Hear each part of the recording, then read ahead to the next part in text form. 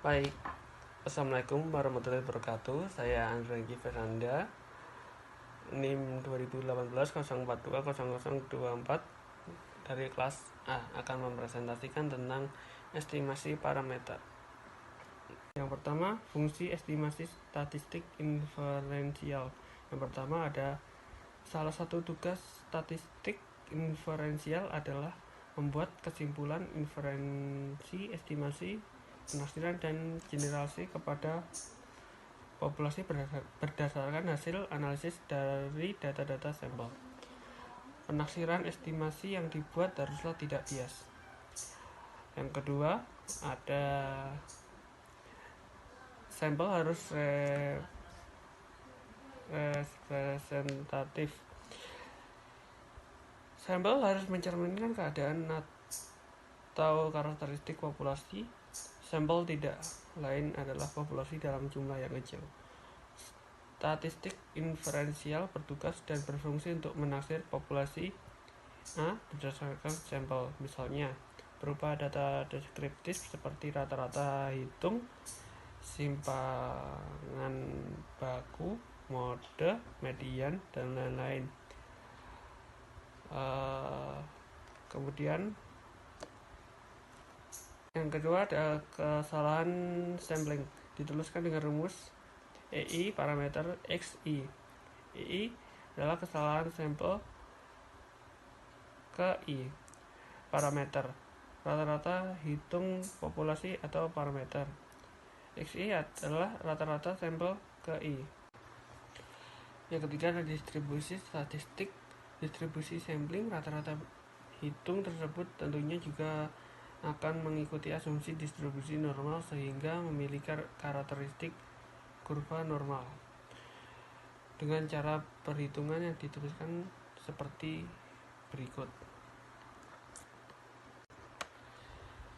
Rumus untuk menghitung simpangan baku rata-rata hitung sebagai berikut. Sx sama dengan S per N kuadrat N min 1. S adalah simpangan baku yang dihitung dari data mentah. N adalah subjek kelompok sampel.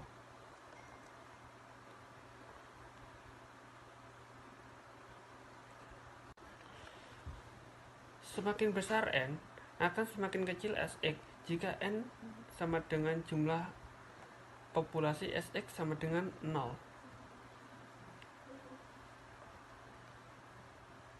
Artinya tidak ada lagi simpangan baku yang merupakan kesalahan sampling karena yang diukur sudah bukan lagi kelompok sampel melainkan populasi.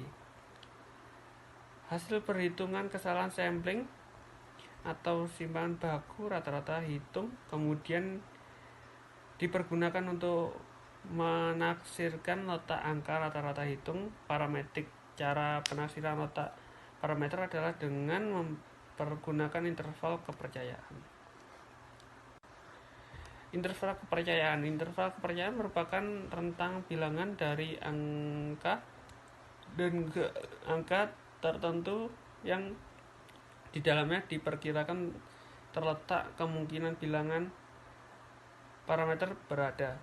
Penaksiran pada parameter pada umumnya mempergunakan taraf signifikan 5% dan 1%. Penaksiran yang menggunakan taraf signifikan 5% sama artinya dengan mempergunakan nilai z-score 1,96.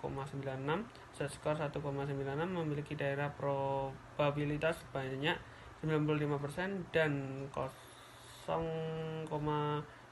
jadi daerah penerimaan itu adalah seluas 95% dan kemungkinan penolakan atau salahnya adalah 5%. Kemudian cara dengan perhitungan 5% parameter X kurang plus min 1,96 X. 1% parameter sama dengan X plus min 2,58 Sx.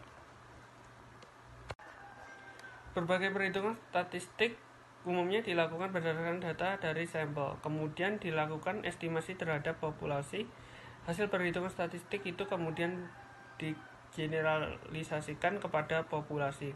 Ketepatan estimasi dan atau generalisasi tersebut dalam banyak hal ditentukan oleh kualitas teknik penyampelan, jumlah sampel, kualitas alat ukur, dan teknik statistik yang dipergunakan untuk mengolah data. Sekian presentasi dari saya, Andrew Gifranda. Akhir kata, wassalamualaikum warahmatullahi wabarakatuh. Anjay.